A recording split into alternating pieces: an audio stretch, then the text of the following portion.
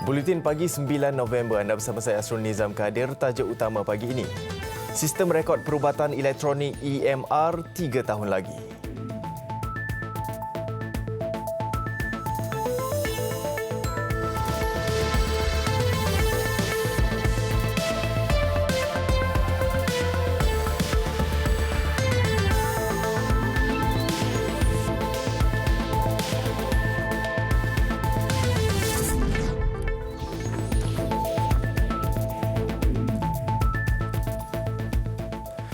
Assalamualaikum dan salam sejahtera. Sistem rekod perubatan elektronik EMR yang memudahkan pemindahan dan perkongsian maklumat pesakit dijangka dapat dilaksanakan di 145 hospital di seluruh negara dalam tempoh 3 tahun lagi. Menteri Kesihatan Datuk Seri Dr. Zulkifli Ahmad berkata teknologi baru itu akan memudahkan pengamal perubatan termasuk doktor dan jururawat mengenal pasti dan berkongsi maklumat rundingan perubatan serta preskripsi ubat pesakit melalui sistem bersepadu. EMR adalah sistem penyimpanan rekod dan data pesakit bagi menggantikan rekod perubatan tradisional yang bergantung sepenuhnya pada penggunaan kertas. Menurut Datuk Seri Dr. Zulkifli, ketika ini 20% daripada hospital di negara ini sudah mempunyai sistem berkenaan, termasuk Hospital Selayang dan Hospital Ampang, namun masih belum dapat beroperasi sepenuhnya. Ujarnya, ia masih diusahakan kerana sistem maklumat hospital sangat mahal dan kini sedang mencari jalan untuk melaksanakannya dengan kos yang lebih cekap. Malaysia akan mengikut contoh Turki melaksanakan sistem itu dengan jayanya.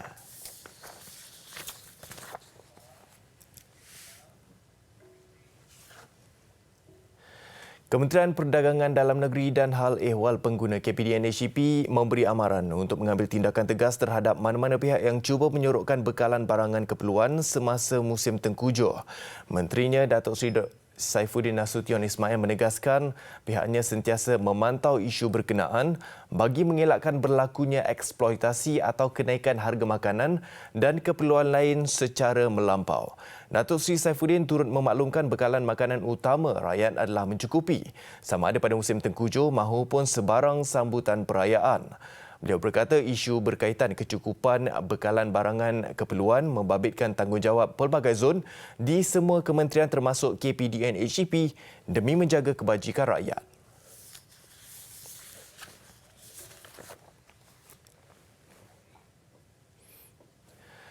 Projek kereta nasional ketiga boleh mewujudkan peluang pekerjaan dan menggalakkan pembangunan vendor dalam bahagian dan komponen otomotif. Justru itu, Menteri Perdagangan Antarabangsa dan Industri Datuk Darryl Laiking berkata projek tersebut perlu dilihat dalam konteks yang lebih besar. Beliau berkata agensi kerajaan seperti Pusat Penyelidikan dan Pembangunan Negara MIMOS Berhad dan Institut Otomotif Malaysia MAI boleh memainkan peranan penting dalam pembangunan kereta nasional ketiga. Katanya semua agensi itu mampu meningkatkan prestasi kenderaan seperti mewujudkan sistem mengelak kemalangan atau bahaya.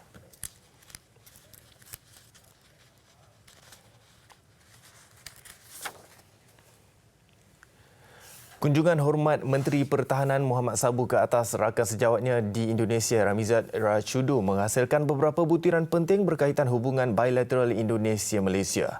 Aspek ketenteraan dan isu keselamatan di sempadan menjadi fokus utama kedua-dua negara ketika lawatan rasmi 4 hari Muhammad Sabu di Jakarta.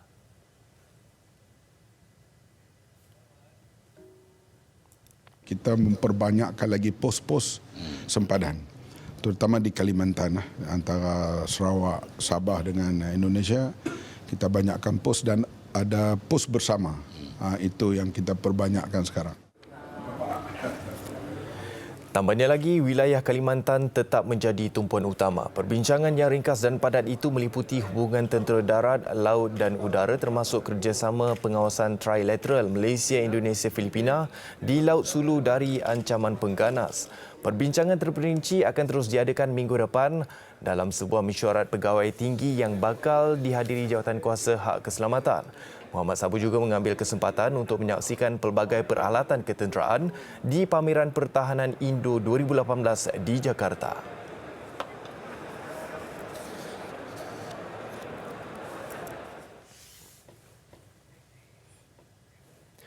Tiada masalah untuk berpantun ketika Majlis Kementerian Pertahanan. Namun jelas menterinya Muhammad Sabu ia perlu mengikut kesesuaian majlis yang diadakan. Muhammad Sabu menegaskan perkara terbabit tidak sepatutnya dipolemik atau dipolitikkan mana-mana pihak. Beliau berkata demikian bagi mengulas kenyataan bekas penasihat sosio budaya kerajaan Tan Sri Rais Yatim yang mempertikaikan arahan larangan berpantun dalam Majlis Rasmi Angkatan Tentera Malaysia ATM.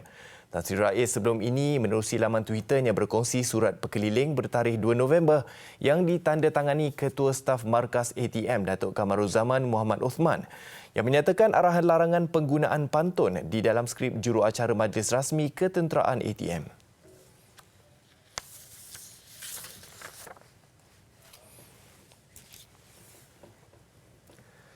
Malaysia masih belum bersedia melaksanakan proses meratifikasi Konvensyen Antarabangsa mengenai penghapusan segala bentuk diskriminasi kaum AISET kerana ia dilihat mengkompromi masyarakat yang terpinggir. Menteri Pembangunan Usahawan Muhammad Rizwan Mat Yusof berkata negara ini mempunyai perlembagaan, perjanjian antar kaum dan berada di bawah demografi politik dari segi pembahagian penduduk. Beliau yang juga anggota Majlis Pimpinan Tertinggi Parti Pribumi Bersatu Malaysia Bersatu diminta mengulas kenyataan Ketua Armada Syed Saddiq Syed Abdul Rahman yang menolak proses meratifikasi AISET. Sekiranya ia melemahkan atau menghakis fungsi dan kesan artikel 153 Perlembagaan Persekutuan, sistem raja berperlembagaan, kedudukan Islam dan mana-mana hak termaktub dalam perlembagaan itu.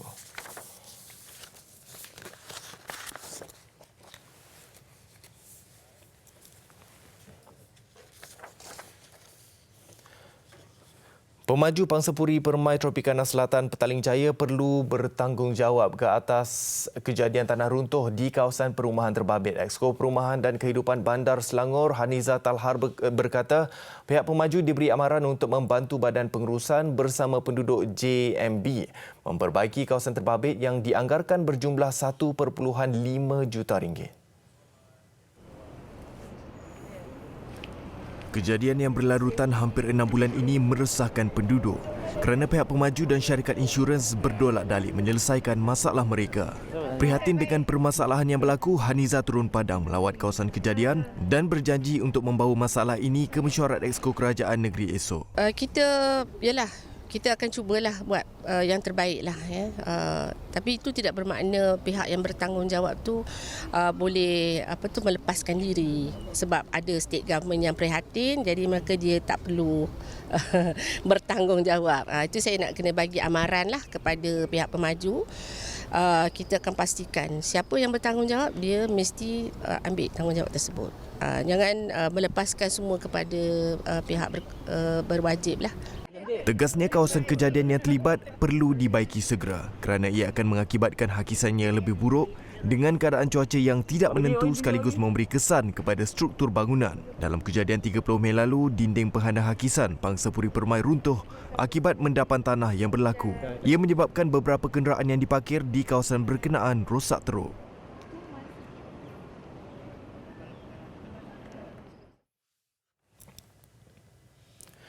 Dua rumah musnah dan dua lagi terbakar 70% dalam satu kebakaran di kawasan setinggan di Kampung Tok Pi, Kuala Perlis malam tadi. Penolong Pengarah Jabatan Bomba dan Penyelamat Perlis Muhammad Firdaus Yusof berkata pihaknya menerima panggilan kecemasan pada jam 9.21 malam. Jelasnya seramai 25 anggota tetap dan 28 anggota sukarela dari 5 balai bomba sekitar Perlis kemudian dikejarkan ke lokasi sebaik menerima panggilan. Api berjaya dipadamkan sepenuhnya pada jam 10.40 malam selepas 1 jam operasi dilakukan. Katanya tiada sebarang kecederaan atau kemalangan jiwa dilaporkan. Pihaknya masih menyiasat punca kebakaran serta anggaran kerugian.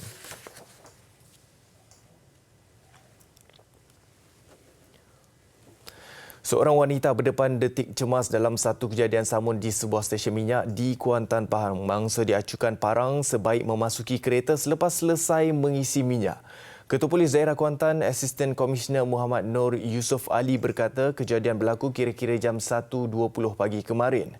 Menerusi rakaman litar tertutup CCTV di stesen minyak berkenaan, kelihatan sebuah Pro 2 Viva berwarna putih secara tiba-tiba berhenti berhampiran kereta mangsa. Seorang suspek kemudian keluar dan mengacukan parang sepanjang 1 kaki ke arah mangsa. sebelum mengambil telefon bimbit yang berada di kerusi penumpang hadapan. Suspek memakai jaket hitam sehingga menutupi kepala selain menggunakan topeng mulut serta bersarung tangan. Manakala seorang lagi suspek menunggu di dalam kereta. Polis kini sedang giat mengesan kedua-dua suspek.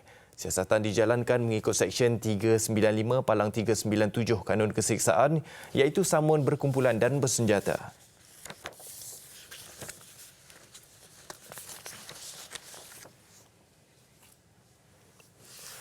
Polis menumpaskan geng katik yang disyaki aktif melakukan kegiatan curi motosikal selepas menahan 8 individu dalam beberapa serbuan di sekitar daerah Kota Star.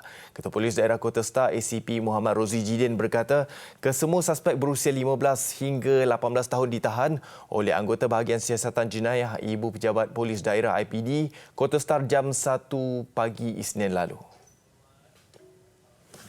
Dan semua mereka ini sepatutnya dalam usia persekolahan tetapi tidak lagi bersekolah dan terlibat dengan aktiviti-aktiviti yang kita boleh, kalau kita biarkan remaja-remaja ini akan lebih terlibat lagi dengan jenayah-jenayah yang lebih besar. Kata Muhammad Rozi, semua suspek kini direman sehingga Isnin depan untuk disiasat mengikut Seksyen 379A Kanun Keseksaan. Sementara itu, beliau turut memberi peringatan kepada kumpulan remaja yang mengubah suai egzos motosikal sehingga mendatangkan gangguan bunyi dan lalu lintas. Kata Muhammad Rozi, setakat ini polis telah menyita 4 motosikal berkaitan kesalahan itu.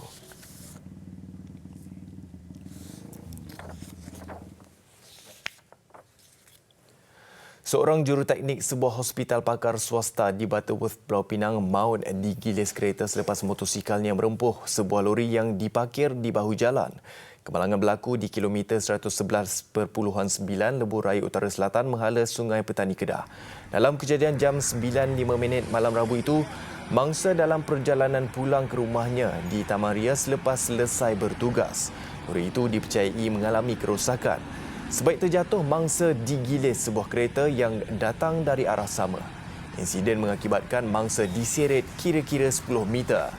Menurut Ketua Polis Daerah Kuala Muda, Assistant Commissioner Azli Abu Shah, mangsa mengalami kecederaan parah di bahagian kepala dan perut.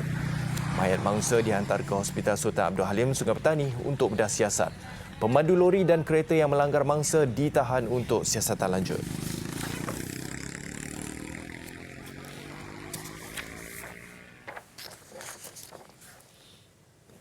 Satu mayat tanpa identiti ditemui terapung sambil menggalas beg berisi batu di Sungai Sembulan, Kota Kinabalu. Mayat ditemukan oleh orang awam kira-kira 9.20 malam Rabu lalu sebelum memaklumkannya kepada polis. Ketua Polis Daerah Kota Kinabalu, Assistant Commissioner Habibi Majinji berkata, mayat memakai seluar panjang kelabu dan t-shirt putih berkola. Mayat disahkan seorang lelaki berusia lingkungan 40-an. Si mati dipercayai berbangsa India berdasarkan warna kulit dan bertatu di bahagian lengan kiri dan kanannya. Siasatan di lokasi kejadian tidak menjumpai sebarang objek mencurigakan. Menurut Habibi, pemeriksaan awal pihaknya mendapati terdapat kecederaan di muka si mati. Tambah Habibi, beg berisi batu itu dipercayai digunakan sebagai pemberat agar mayat tidak timbul di permukaan sungai. Kes diklasifikasikan sebagai mati mengejut. Mayat dibawa ke Jawatan Forensik Hospital Queen Elizabeth, Kota Kinabalu untuk bedah siasat.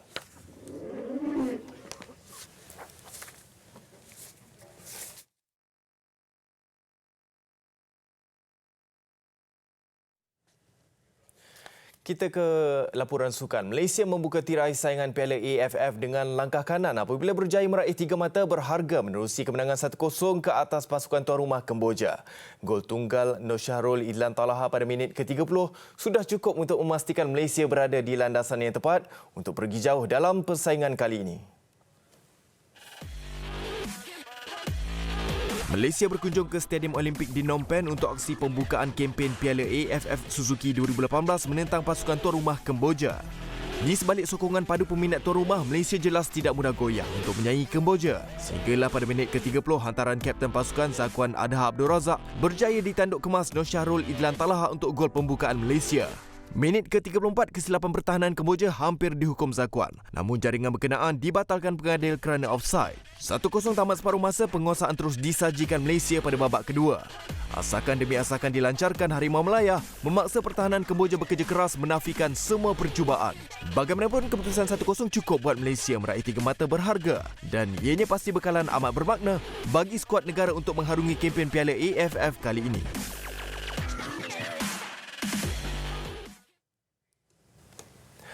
Raja Muda Selangor Tengku Amir Shah Sultan Sharafuddin Idris Shah dilantik semula sebagai Presiden Persatuan Bola Sepak Selangor FAS bagi penggal 2018-2022 dalam Kongres luar biasa yang diadakan malam tadi. Kongres yang disertai 52 daripada 96 ahli gabungan FAS itu turut sebulat suara memilih barisan baru Jawatankuasa Eksekutif Exco yang mengandungi seorang timbalan Presiden, 4 naib Presiden dan 13 ahli Exco. Mereka ialah Datuk Muhammad Nasir Hamzah sebagai Timbalan Presiden FAS, Datuk Arifin Abdul Hamid, Omar Ali, Hamdan Hashim dan Roslin Sharif pula dipilih sebagai 4 naib Presiden. Omar berkata tujuan Kongres Luar Biasa FAS ini juga adalah untuk membersihkan nama mereka yang selama ini dianggap penentang Tengku Amir Shah sebagai Presiden FAS. We want Tuanku to be with us, that's all. And to be, untuk makluman, the same affiliates who bring RMS comes in. Yeah? The same affiliate yang sama yang mencalonkan Tuanku sebagai presiden sebelum ni. Dan and the affiliate yang sama juga, sebahagian daripada affiliate yang dahulu tu juga mencalonkan balik Tuanku. I think there's nothing wrong. Kongres ini juga menurut Jawatankuasa penyelarasnya dianggap sah dan mematuhi artikel 34.1 Perlembagaan FAS 2010. Exco baru ini katanya turut berharap Tengku Amir menerima keputusan pelantikan oleh Kongres berkenaan. Mereka juga belum bersedia untuk mencalonkan nama lain sebagai pengganti sekiranya baginda menolak. Exco baru FAS juga akan mengadakan perjumpaan dengan Pesuruhjaya Sukan Datuk Zaitun Osman di pejabatnya di Bukit Jalil selewat-lewatnya Isnin ini setelah menyiapkan segala dokumen yang diperlukan. Beralih ke perkembangan Persatuan Bola Sepak Perak PAFA, Presiden Hasnul Zulkarnain Abdul Munaim mengumumkan peletakan jawatannya selaku Presiden PAFA berkuat kuasa semalam. Pengumuman mengejut itu dibuat pada sidang media selepas dia mempengerusikan mesyuarat eksekutif PAFA.